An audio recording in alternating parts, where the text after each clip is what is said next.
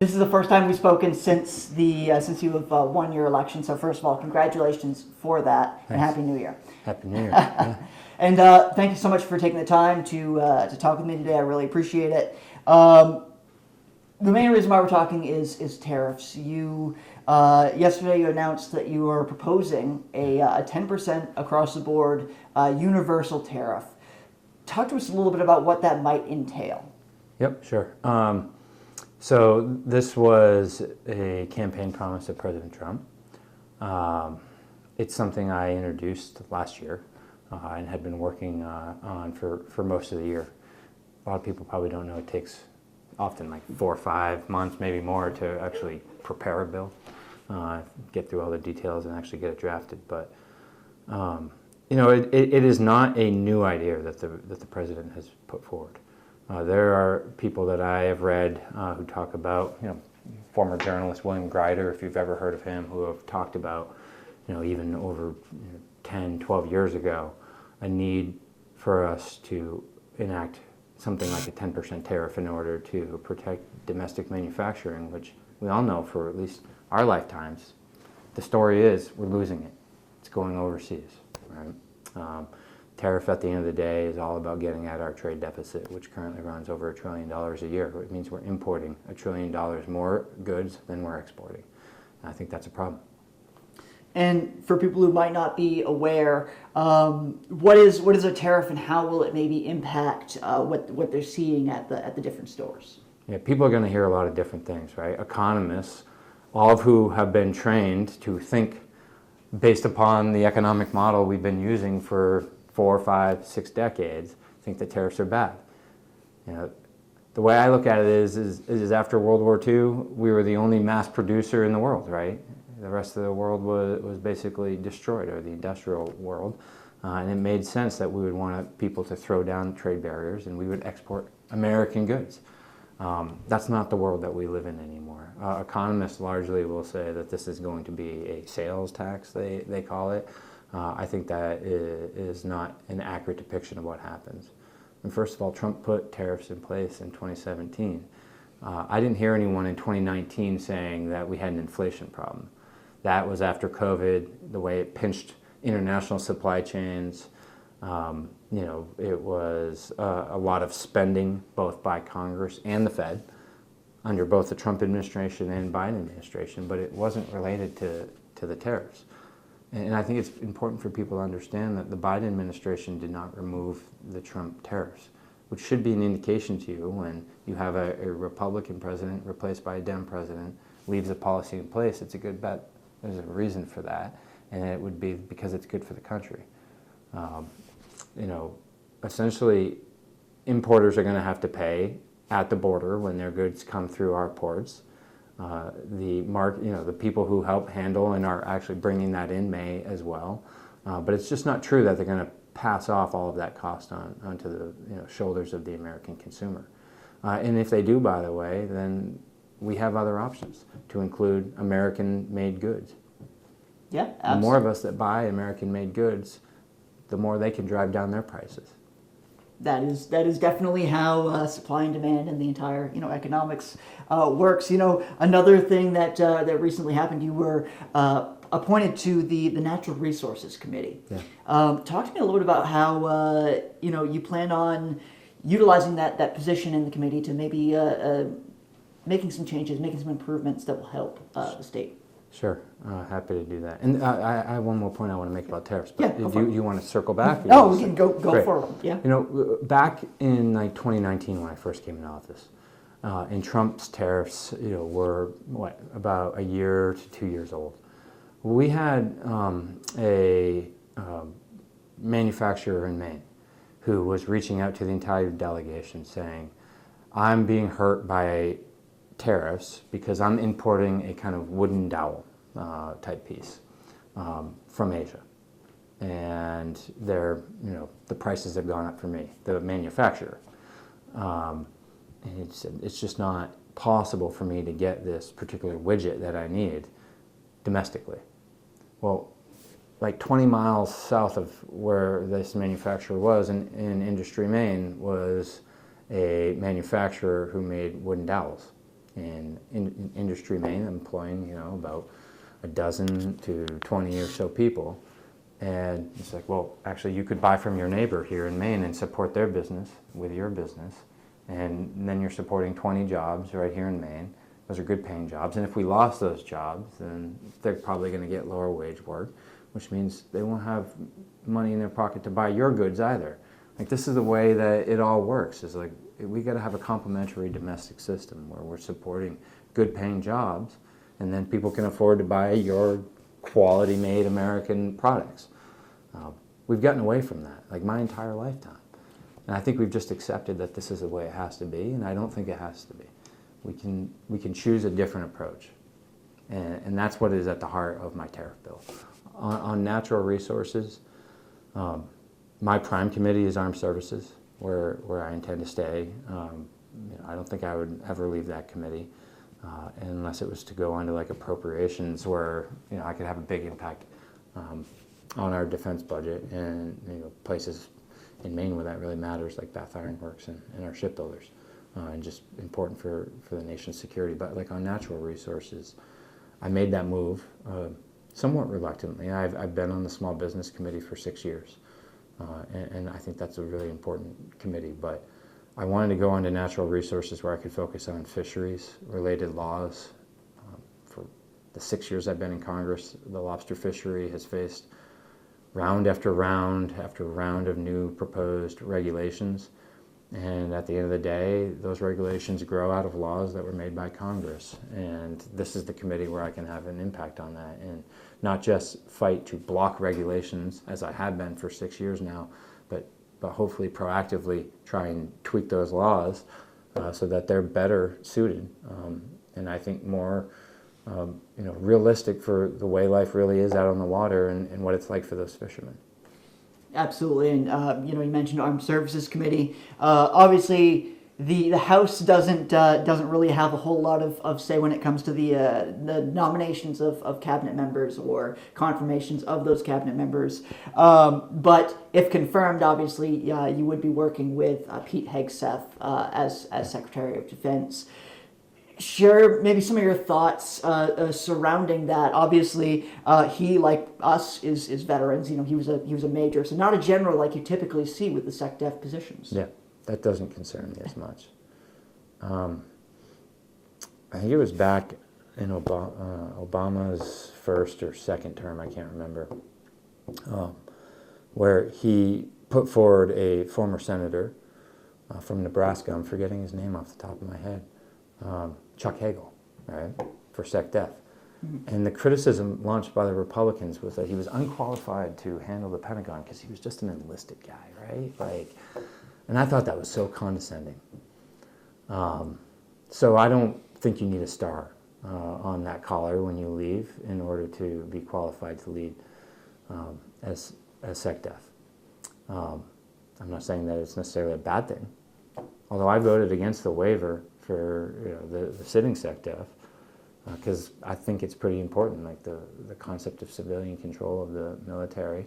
You're supposed to wait like 7 years after leaving uniform before you come back as SecDef.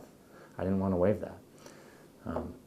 I told someone last week who was asking me about Hegseth, I think presidents should be able to choose their cabinets. My job on that Armed Services Committee will be to do oversight of his performance once he's in that role.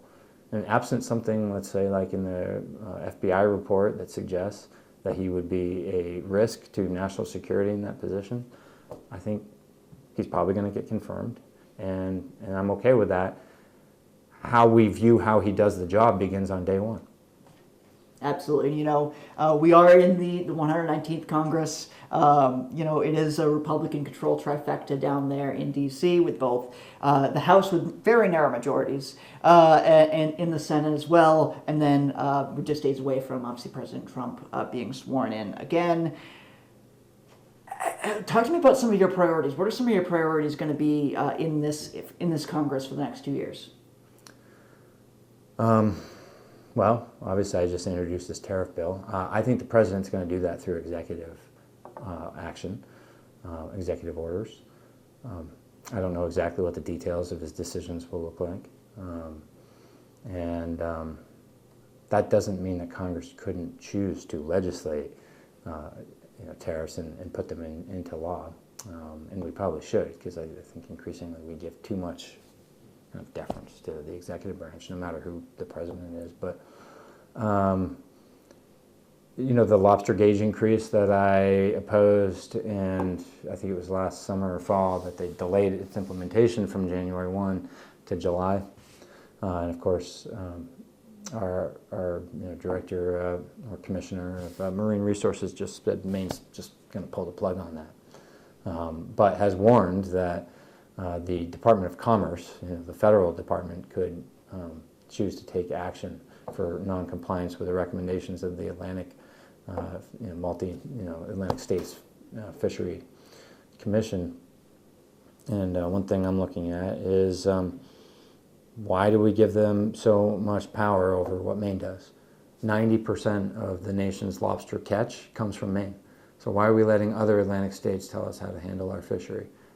As I said in an interview yesterday with the Boston Globe, I would never dream of telling Maryland how to handle their storied crab fishery. So maybe Maryland should stay out of the business of how Maine lobstermen go about fishing for lobster. That was a voluntary compact between Atlantic states, formed in the 1940s or 50s, and it wasn't until the 1990s that Congress actually gave some regulatory teeth backed by the federal government. And I'm not sure that really makes sense for Maine anymore. So I want to explore a way to maybe defang that, or just bring it back to its original intent. It was meant to encourage cooperation between the states, not be like a big stick for the feds to make one state adhere to the recommendations of other states. Yeah, absolutely. How important will bipartisanship, working across the aisle, be in this Congress, especially with the tight margins? I hope it's really important. That's somewhat up to the Republicans, right? They're in control of the House and the Senate and the White House. If they choose to work with me on issues like energy, about immigration and border security, taxes, these are some of the things they say that they're going to prioritize in the first 100 days. We'll see how quickly they can act, maybe the first year. Then I look forward to trying to work with them. And it's possible, if they can't get the votes amongst themselves, that they might need to, right? In which case, I would have leverage to act in a bipartisan way to hopefully get some things done for Maine. So I'm eager for that, but the first step is theirs. Yeah, absolutely. Inflation, rising grocery prices, housing crisis, these are some of the biggest issues that we're seeing here in the state. How do you see the role of Washington, D.C. And Congress being of really trying to tackle these issues? Well, I warned back in 2021 repeatedly that throwing more and more, like trillions of dollars more of spending on top of what we'd already done in response to COVID, and the Fed also did trillions of just releasing money out into the economy, that would be inflationary. And so I voted no on a lot of those things, right? And I think that those votes have proven to be correct, unfortunately. But that wasn't the only cause of inflation, right? There's also COVID, the way that a lot of manufacturers around the country were shut down on lockdowns, and what it did to supply chains. A lot of stuff is going to take years to kind of unravel. But we're also taking action, like people have talked about industrial policies, like the CHIPS and Science Act or the Inflation Reduction Act or the infrastructure law we passed. Like those are all in response to those pressures, and then understanding we need to shorten our supply chains and make more things in America again. Right now we're getting back to tariffs, but these types of policies take years. So a little bit of patience on that front. In the meantime, we could put money back in the pocket or keep money in the pocket of working, middle-class people. The 2017 tax cuts for the middle class, working class Americans are going to expire if we don't do something. So that's one thing that we can do to make sure that people have more money to deal with those higher prices. On the housing front, I think that's usually local state policies. But we could look at deregulating to make it cheaper to build. Yeah. I got a mental health substance use treatment facility approved for Togus. It was one of my top goals when I came to Congress. I thought it was crazy that we didn't have those inpatient care beds, and vets were waiting to get sent to like Boston or New York. That got approved in the fall of 2020. They weren't able to cut the tape, to start building until last spring. It's 3+ years. The construction team has already finished, pretty much, building it. So, like, we have skilled people and businesses that know how to build things, but it took 3 years to get through the approval process. That's a big problem, and there's a lot of cost wrapped up in that. And that delay caused, as prices were going up, it now had to shrink from a 24-bed unit to a 16-bed unit. So I think we got to look at how do we make it easier for skilled American workers and construction businesses to build things again. Yeah, and circling back to the tariffs, which is what brought us here, these have been widely criticized, at least from reports that I've heard of members of your own party who would rather not see these tariffs, and I guess it's very not popular amongst the Democrats. What are maybe some of your response to some of what your colleagues are saying regarding that, and how are you going to work to maybe try to change their minds? I think that their criticisms of tariffs right now are reactionary towards President Trump. I mean, seriously, look back over the last 4 years. How much criticism were they leveling at President Biden, whom left every one of Trump's previous tariffs in place for the entire 4 years of his administration, plus added to them? And I didn't hear a lot of Democratic criticism of President Biden at that time. Right? And you didn't hear it from me because I support the tariffs. But now, in the midst of a campaign against President Trump, Kamala Harris's campaign was calling these a tax on working class Americans, and yet she was part of an administration that had left those tariffs in place for 4 years. So I think there's a lot of politics there. The Dem Party used to be known as the kind of blue-collar labor, pro-labor, pro-union, pro-American, manufacturing, and more kind of anti-global free trade and protection of American industry. I don't know when that change started, but I think we should probably go back to that rather than continue down this road that we're on right now. Absolutely. I've only got a few more questions.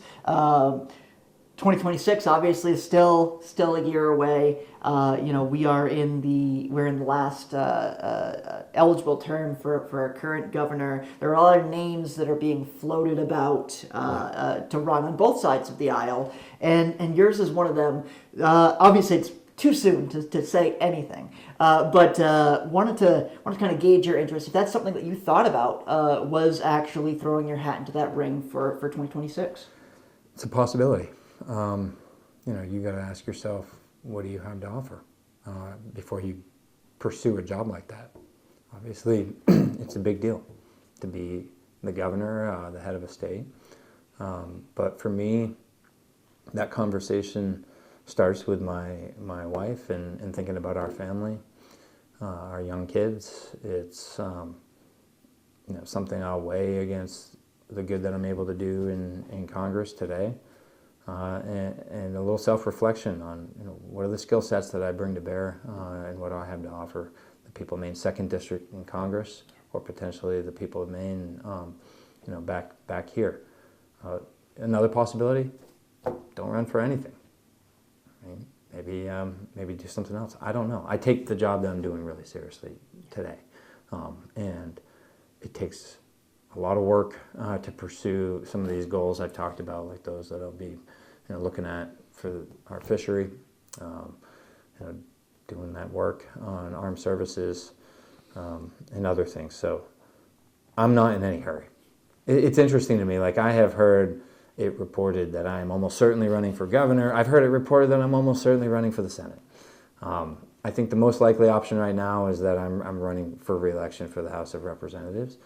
But I'm not even committing to that right now, and that's okay. Like, I'm going to spend some time here focusing on the job in front of me and trying to, I think I already said to someone a few months ago, like, top priorities, be the best husband, best father I can be the best congressman I can be. Absolutely. Final question, I always like to open the floor up to you. Is there anything you think I missed, anything we didn't cover, anything else that you want the people of Maine to know? No, I think we covered a lot, and I'm sure we'll cover more another time. So Perfect. Thank you so much. Definitely appreciate it. thank you. Yep.